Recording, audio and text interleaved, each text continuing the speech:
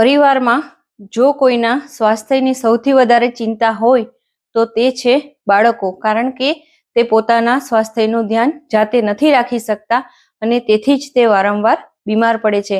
આજે આપણે તેના 5 હેબિટની ચર્ચા કરવાના છીએ કે જેનું ધ્યાન રાખીને તે ફિઝિકલી અને મેન્ટલી હેલ્ધી રહે. પહેલી હેબિટ છે ફૂડ હેબિટ, બીજી હેબિટ છે તેની ડ્રિંકિંગ હેબિટ, ત્રીજી હેબિટ છે સ્લીપ હેબિટ, ચોથી હેબિટ છે એક્સરસાઇઝ હેબિટ અને પાંચમી હેબિટ છે તેની હેપીનેસ હેબિટ. તો ચાલો આ 5 વિશે વાત કરીએ. બાળકોની ફૂડ હેબિટ્સ. તો બાળકોને રમવામાં ધ્યાન હોય છે, તેથી તેને ખાવાનું કે પીવાનું યાદ નથી આવતું. તો તેને ખાસ સમયે જ્યારે પણ જમવાનો સમય થાય છે, નાસ્તાનો સમય થાય છે, ત્યારે તેને હેલ્ધી વસ્તુ આપવાની ટેવ પાડવી જોઈએ. બાળકોને જે ટીવીમાં જોવે છે અથવા તો બીજા લોકો પાસે જોવે છે તે ખાવા પીવાનું ઝડપથી મન થાય છે, તો તેને એ વસ્તુથી દૂર રાખી, એટલે કે તેને ફૂડ પેકેટ્સ અથવા તો બહારના ખાવા પીવાથી થોડું દૂર રાખી અને ઘરે બનાવેલી વસ્તુ ખાવાની હેબિટ પાડીએ. ખાસ કઠોળ અને તે પણ ફણગાવેલા શાકભાજી, જે બધા જ શાકભાજી ખાઈ શકાય અથવા તો તેને સલાડના સ્વરૂપમાં આપી શકાય. બધા જ ફળોના જ્યુસ સાથે થોડા નિયમિત રૂપથી ડ્રાય ફ્રૂટ્સ અને ઘરનો બનાવેલો નાસ્તો. થોડી નાની વાતોનું ધ્યાન રાખીને તેની ફૂડ હેબિટ ચેન્જ કરી શકાય છે. બીજી હેબિટ છે તેની ડ્રિંકિંગ હેબિટ. જેવી રીતે જમવાનું યાદ નથી આવતું તેવી રીતે બાળકોને પાણી પીવાનું પણ યાદ નથી આવતું. તેને સમયે પાણી પીવાની ટેવ પાડવી જોઈએ. પાણી શરીર માટે તેમને ખૂબ જરૂરી છે, તેથી તેને પાણીની સાથે ઘરનું બનાવેલું લીંબુ પાણી અથવા તો લીંબુ શરબત અથવા તો બીજા ઘણા બધા વરિયાળીનું શરબત અથવા બીજા બાળકોની રુચિ મુજબના જ્યુસ પણ બનાવીને આપી શકાય. નાળિયેર પાણી પીવાની બાળકોને હેબિટ્સ નથી હોતી, તો નાળિયેર પાણી પીવાનું પણ બાળકોને ટેવ પાડવી જોઈએ.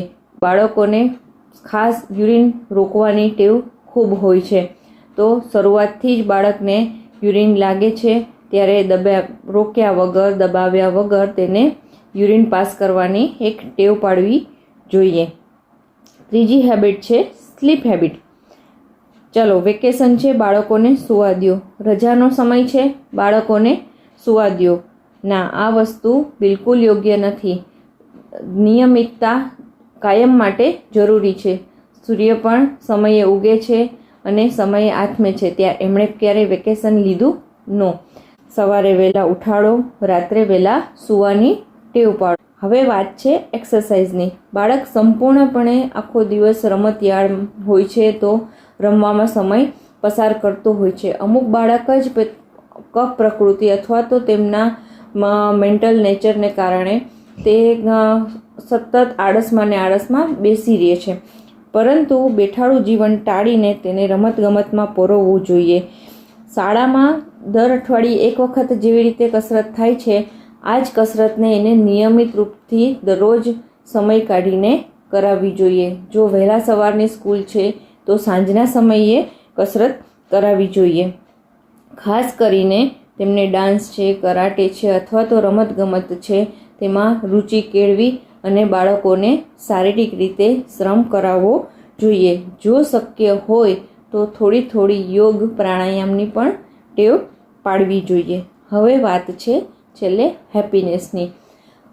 પ્રસન્નચિત્ત રહેવું તે આયુર્વેદમાં પણ સ્વાસ્થ્યનું બેસ્ટ લક્ષણ માન્યું છે. તો બાળકોને ગમતી પ્રવૃત્તિ કરવા દેવી જોઈએ. તેમાં કલર કરવો છે કે બીજી કોઈ નાની મોટી એક્ટિવિટી, મોબાઈલ જોવો નહીં, ટીવી જોવું નહીં, પણ બીજી એવી ઘણી બધી એક્ટિવિટી છે જેમાં તેને બાળકોને રમવા દેવા જોઈએ. મિત્રો સાથે રમવા દેવા જોઈએ, બગીચામાં રમવું જોઈએ, ફેમિલીએ સાથે મળીને એવી રમતો રમવી જોઈએ. બાળકને ક્વોલિટી ઓફ ટાઈમ આપવો જોઈએ.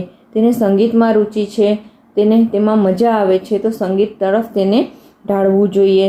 સાથે બેસીને દિવસમાં એવો સમય નક્કી કરવો જોઈએ કે જ્યારે બધા સાથે બેસીને ખુશખુશાલ વાતો કરે અથવા ઈશ્વર સ્મરણ કરે.